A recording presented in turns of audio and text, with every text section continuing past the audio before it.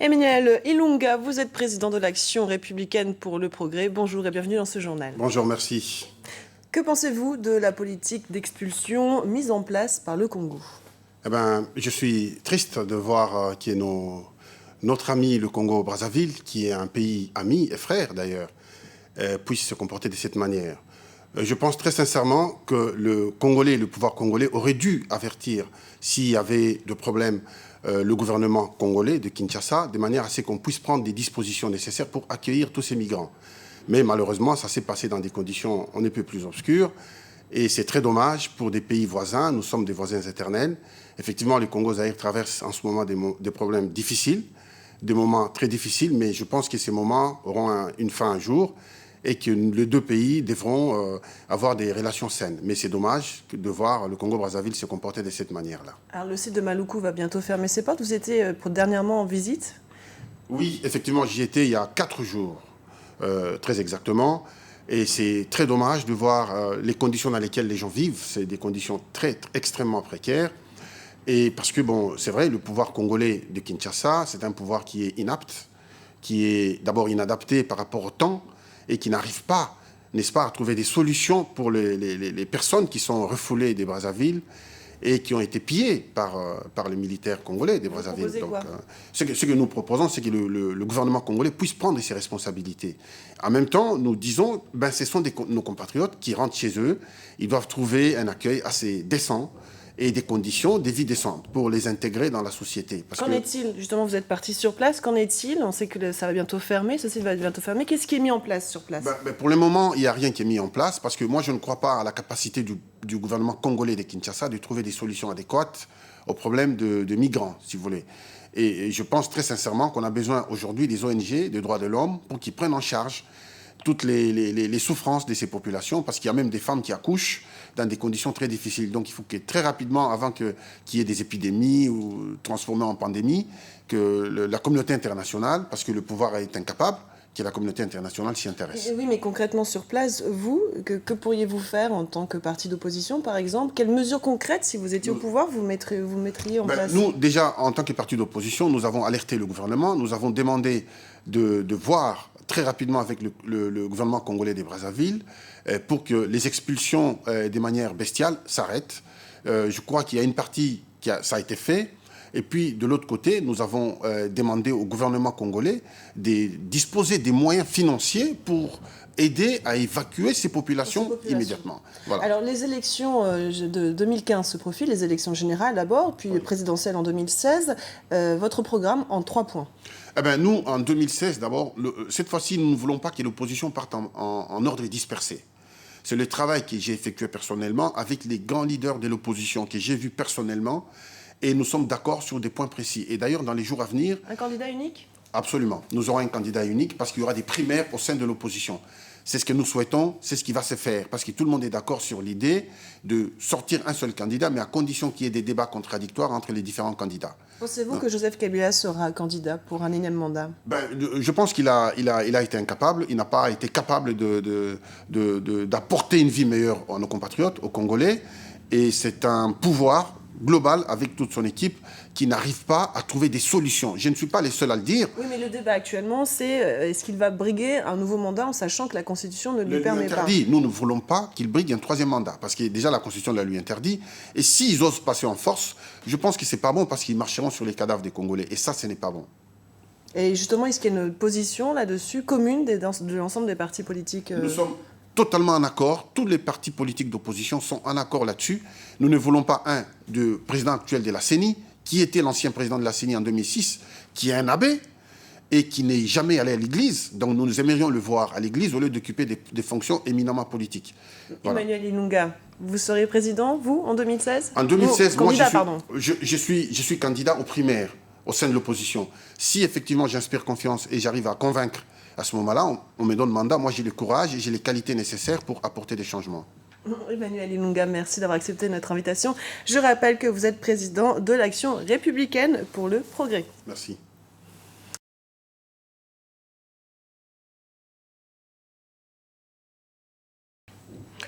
Merci d'être invité le jour sur Africa 24. En République démocratique du Congo, dans la région des Grands Lacs, le processus électoral qui prévoit l'organisation des élections générales en 2015 et de la présidentielle en 2016 continue de cristalliser les positions. Monsieur Emmanuel Ilunga, vous êtes le président de l'Action républicaine pour le progrès, l'ARP, un parti d'opposition au régime du président Joseph Kabila. Avant d'aborder avec vous le processus électoral dans votre pays, arrêtons-nous peut-être un instant sur l'actualité immédiate qui est dominée par les expulsions des Kinois du côté de Brazzaville.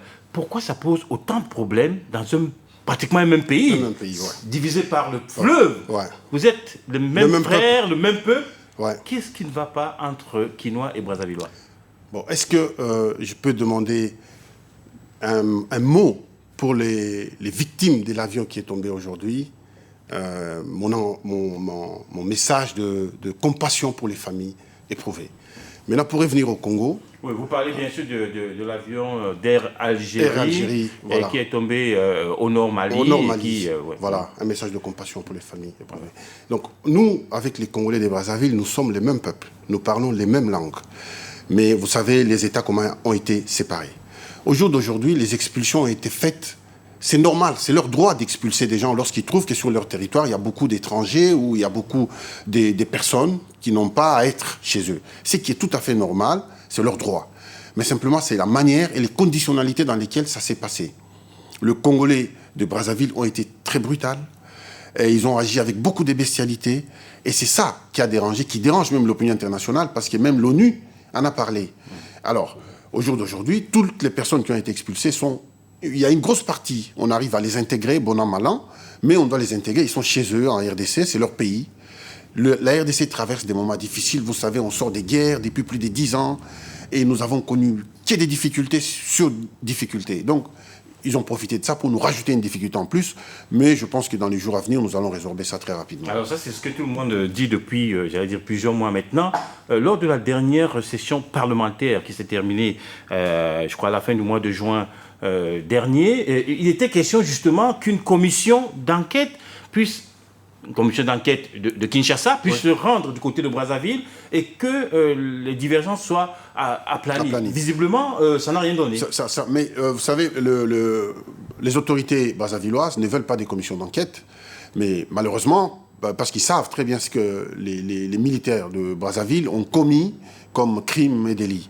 Alors, d'une part, c'est pourquoi nous, on a demandé aux autorités congolaises de Kinshasa d'arrêter les facilités consulaires, donc d'imposer des visas à tout le monde, parce que nous pensons très sincèrement que, bon, nous sommes des pays voisins, mais sur notre balance commerciale, sincèrement, nous ne souffrons pas beaucoup de ne pas aller au Congo-Brazzaville parce qu'on n'est pas allé et que la balance commerciale a bougé. Non, je ne crois pas que ça a beaucoup d'impact sur ça. C'est simplement sur le plan humain, les gens qui sont partis dans les conditions dans lesquelles ils sont envoyés, c'est tout. Mais sur le plan économique, où il n'y a pas vraiment grand-chose. Alors, il y a un autre débat donc, beaucoup plus politique, celui-là, qui passionne l'opinion quinoise, c'est le processus électoral. Les élections, d'après la CENI, le calendrier électoral est connu maintenant. Les élections générales sont prévues en 2015 et la présidentielle en 2016. Comment l'opposition se prépare à ces élections? L'opposition, effectivement, veut qu'il y ait des élections. Mais vous savez, on ne met pas la charrie avant les bœufs, parce que organiser les élections sous cette forme-là, c'est créer encore de la pagaille. Qu'est-ce qui pose problème? Ce qui pose problème, d'abord, c'est le président même de la CENI, qui est contesté par toute l'opposition. L'abbé Malou Malou, l'opposition les conteste parce qu'il était à la tête de cette institution en 2006. Il a montré qu'il a des carences, des limites, et donc il ne peut pas revenir. Et s'il revient, c'est avec une idée derrière pour faire passer un candidat dont lui-même connaît la nature. Et nous ne voulons pas de lui à la tête de la CENI. Ce que nous souhaitons très sincèrement, c'est de les voir à l'église en train de célébrer ses messes. Parce qu'il a fait beaucoup d'absences et que le poste qu'il occupe, c'est un poste éminemment politique, alors qu'il a prêté serment pour être à l'église avec les fidèles. Rien dans la constitution de l'ère du Congo n'exclut ou n'empêche un homme d'église de faire de la politique. Mais un homme d'église, il a prêté un serment et il doit respecter son serment. Dans son serment, je ne pense pas qu'à un moment donné, il y a une ligne où un homme d'église dit, voilà, j'occuperai des fonctions éminemment politiques et avec beaucoup d'injustice. Et d'ailleurs, même une plainte... C'est l'abbé Malou, c'est le seul problème. C'est un des problèmes. Oui. Les autres problèmes, c'est lesquels? On ne modifie pas la Constitution. Au lieu nous, on a dit ça. Je l'ai dit, je viens de Kinshasa il y a 4 jours. J'ai dit, au lieu de vous acharner sur la Constitution, montrez-nous votre bilan. Tout le temps que vous avez passé au pouvoir, il faut montrer le bilan au peuple.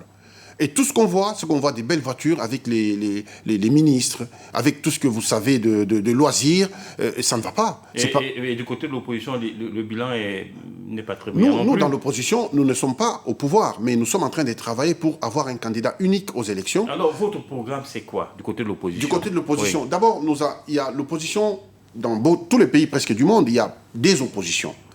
Mais le rôle de l'opposition, c'est de faire en sorte que les objectifs, le gros objectif, soient réunis pour qu'on ait plus ou moins 1 ou 2 candidats et qu'il y ait des primaires au sein de l'opposition. C'est l'objet de la rencontre qui aura lieu d'ici octobre.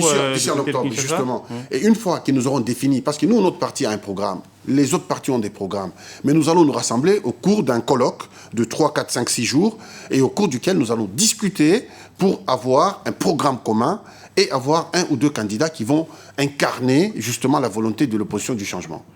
Vous avez été candidat en 2006, après vous avez soutenu Jean-Pierre Bemba, certainement. Vous avez été candidat en 2011, vous vous êtes rangé ensuite derrière Etienne Tshisekedi.